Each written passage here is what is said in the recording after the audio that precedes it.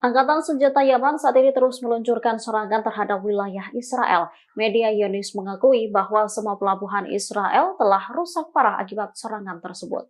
Laporan ini disampaikan situs Zionis pada Selasa 20 Februari 2024. Disebutkan serangan Yaman di Laut Merah memotong mata rantai Israel, bahkan memberikan pukulan yang menyakitkan pada perusahaan pelayaran Israel dan kolaboratornya.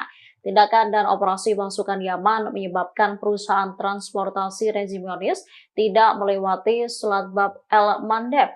Bahkan untuk mencapai pelabuhan Israel harus memakan waktu 3 kali lipat dari sebelumnya.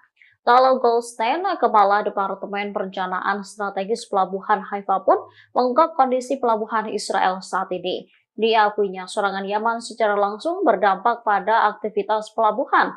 Kondisi keamanan juga telah menyebabkan perusahaan asuransi mengenakan lebih banyak biaya masuk untuk peti kemas. Saat ini biaya asuransi telah mencapai lebih dari 65%. Sedangkan biaya perjalanan waktu dan waktu kedatangan barang telah meningkat beberapa kali lipat. Dan resiko serangan juga harus diperhitungkan selama perjalanan ini. Download Tribun X sekarang, menghadirkan lokal menjadi Indonesia.